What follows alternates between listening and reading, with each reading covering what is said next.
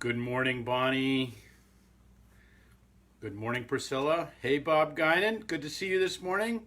Hello, Donna. Great. Welcome, welcome. Hey, Michelle. Good to see you. Good morning. Hi, Nancy. Hope you're grand. Good to see you. Hope you and Bob are well. Good morning, Bonnie and everybody. Yay.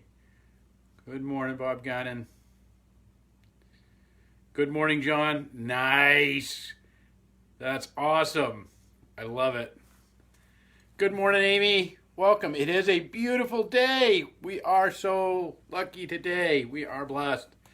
Good morning, Irene. Good morning, everybody. Yes, it is glorious. Good morning, Donna. Hi, Amy and Lavoie clan. How are you? Good to see you, everybody. Welcome, welcome.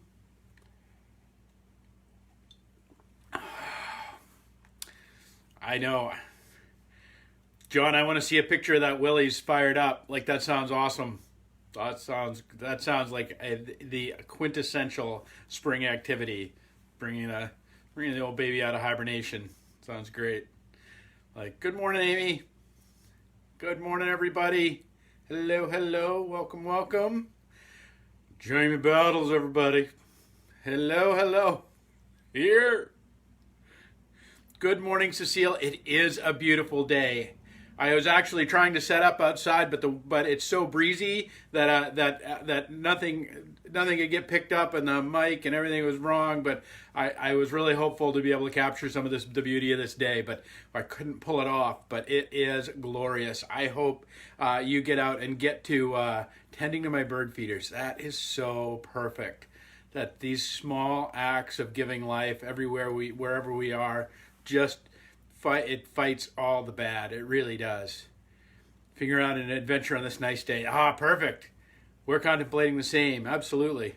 Going to try to record rolling it out of the garage. Nice. Excellent. Good morning, Larry Laverty. Hello, hello. I hope you are enjoying this day. Good morning, everybody. Welcome, welcome. Raking the yard. It is the small acts of resistance to the entropy of the world. Good morning, Kim Luce. Hello, hello. Good to see you here. I'm manifesting hummingbirds today. I don't know. It might be. Is it warm enough for the hummies? I don't know, but they'll find it. Don't worry. They got good little sniffers. Hello, hello. So good to see your tiny little smiling face. Glad you are well. Good morning, good morning.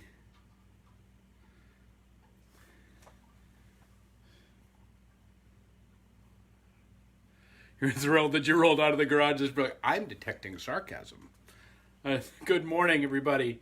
Hey, good morning, Robin. Great to have you here. So glad. Hope you're well. Hope you are enjoying this beautiful day. It is a gift after the grayness of this journey, and it is that great and basic and most pure lesson that the resurrection story tells us, is that all storms end. That all storms end. That the sun, even though we cannot see it, is ever and always shining. And it is this, boy, if this day isn't a lesson of that, and the life of the Spirit upon our cheeks, and the way that the wind blows, and we are alive, friends. We are alive, and we will rejoice in the day that the Lord has given us. So this morning, I want to talk a little bit about this notion of greater things. You see, Jesus promises a couple of times the disciples that they will see and do greater things than he has done. And this notion of greater things seems to be baffling to some, in the sense when we get to this moment of resurrection, and when we get in this Eastertide where we are right now. Like, really, we're going to do greater things than come back from the dead? Like, that seems like a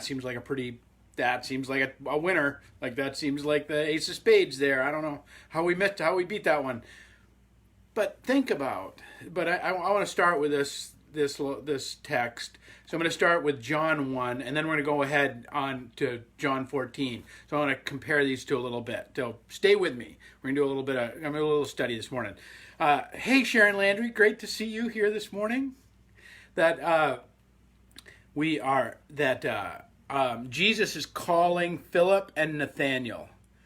And he says, Nathanael said to him, "Can anything good come out of Nazareth?" This is when Jesus is calling him. He says, "This guy from Nazareth, really?" And Philip said, "Come and see." And when Jesus saw Nathanael coming toward him, he said to him, "There is truly an Israelite in whom there is no deceit." And Nathanael asked him, How did you get to know me?" And he said, "Under the fig tree before Philip called you."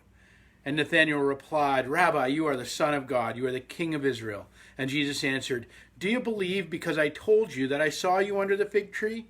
You will see greater things than these." So he promises. So I'm going to start to set this up. He would promised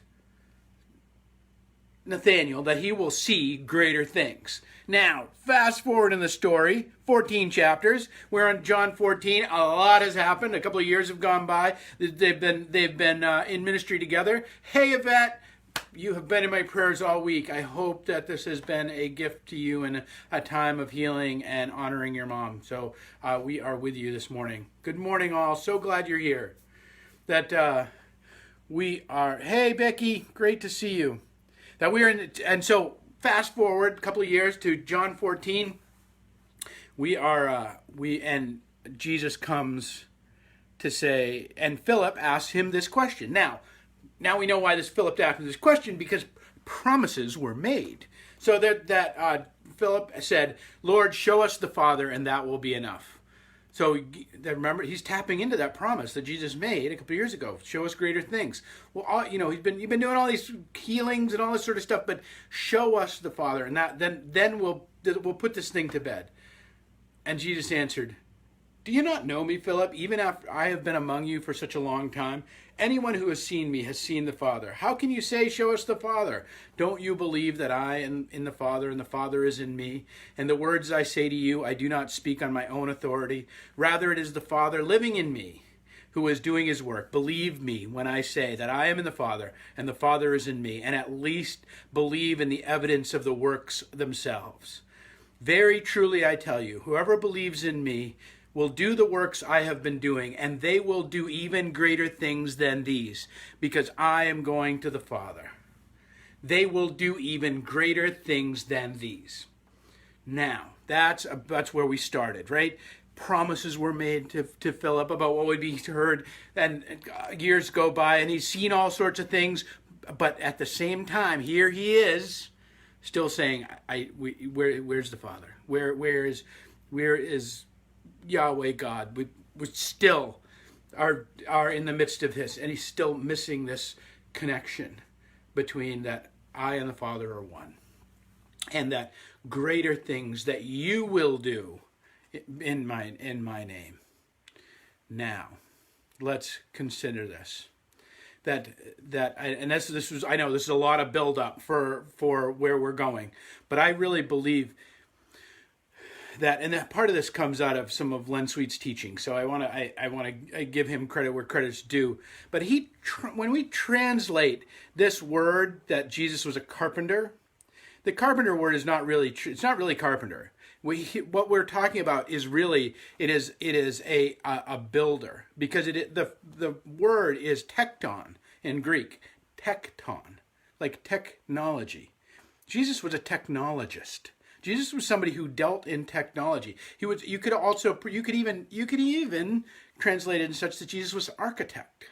That there's this way in which that Jesus was a builder. Likely in that era, what they were talking about is Jesus was a stonemason. He was somebody who built things. But carpenter is, thank you to our King James Version friends, that is, because there were lots of carpenters in England and all that sort of time, and there weren't as many masons, and that because they built things out of wood and not stone. That was a thing. There's not a lot of wood in the Middle East if you've been there. I can tell you there's not a lot of wood there. There hasn't been a lot of wood there for a very long time. That what was built was with stone. So Jesus was a tekton. Jesus was a dealer in technology. Now, look at these words again through the world that we have today versus the world in which Jesus came into. Jesus ended his ministry alive, inspiring 11 people to kind of hide in a room, afraid of the cops. That's really the end point. And he visits them, and even in their visitation, they're kind of confused. The Spirit kicks, the Holy Spirit shows up in Acts, and things start to move. But Jesus himself Jesus himself was largely unrecognized by the entire planet when it showed up. Largely unrecognized. Now, I come back to this to tell you, I'm talking to you this morning on a little box. And that little box is connected to the ether, and the ether is blasting it out to the world, and that I and my voice have access to more people and things and connections in this world than Jesus ever thought to have. That the world in which we inhabit right now, and the world in which Christianity began to form, and the way that it historically began to move the world in small bites and in large bites, that the 2.3 billion Christians in the world are in fact doing greater things than Jesus ever set out to do. That we stand on the shoulders of giants. And that we, in this time, in our era, in our incarnation, have the opportunity and have the chance and have even the deeper invitation to do greater things, to be a tecton, to be a builder, to be a creator, to be a drawer in of the Spirit, and a bringer out of the things and of the incarnated things in this world that are built and created and known.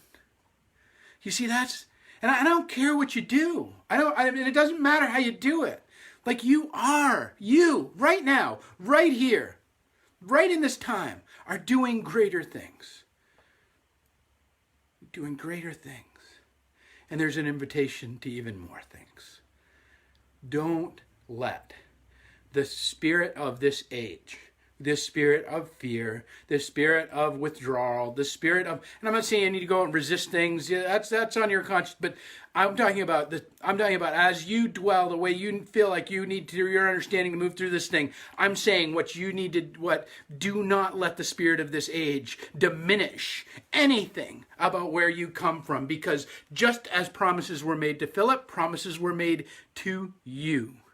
And that you may see the very grace of God. You may see the hand of God. You may see the creation and the Creator at work, and in your encounters with Jesus as you do greater things.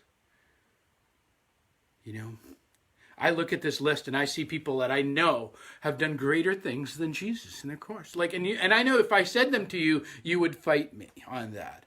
But you probably, if you're a chef, you've probably fed more people. If you're an educator, you probably educated more people than Jesus educated in his life and his time. If you're regardless of what you build, what you put your hand to in this world, that you have brought more impact in some ways than the small circle that Jesus was relegated to. And but the Spirit of Christ that remains in the Holy Spirit and that continues to work itself out in this world, that, friends, that is right here at our fingertips. It's right here at our invitation of prayer. It's right here with our life. And so whatever you're setting your hand to, or maybe what you're not setting your hand to right now and you're worrying about and all this thing, understand there are greater things at your behest. Don't look for what you can't see. Look for what you can see. Don't look like Philip for the Father that can't be seen. Look for the Jesus that is in your midst right now, and you will be offered and given the greater things of this age, whether through the technology, through the life, through the relations, to the thing. But do not give way to the spirit of fear and hopelessness and despair, which would fool you into thinking there are no more greater things. All right, that is my hope for you today. We have two things. Before you go, there are two things we need to do. I want to just bring you an update. Yesterday we prayed for Kilo and for Lynn, and Kilo is doing all right. Has come through the liver transplant. So I want you to please continue to pray for Kilo. Hold him in your heart. Hold him dear. Please keep those prayers coming. The second thing is it is Bonnie's birthday. So Bonnie is on here. So please, we're gonna sing happy birthday. So wherever you are, I invite you. You can type happy birthday. You can invite happy birthday, whatever you want. It is Bonnie Braga's birthday today, and 39 is a hard one, but you'll be okay. All right. So if you want to sing with me, you can sing with me. Happy birthday to you. Happy birthday to you. Happy birthday, dear Bonnie. Happy birthday to you. Well, no, I won't. There's no key there, but that's all right. It is still a happy birthday. Another more joy to you, Bonnie. More joy to each of you as you encounter the greater things that you are building right now. More joy as we heal and we hold dear our world and our society and one another. Please, friends, reach out to somebody today and be thankful for somebody today or something today. And in that, your greater things will come. All right, blessings all. Have a terrific day. Happy birthday, Bonnie.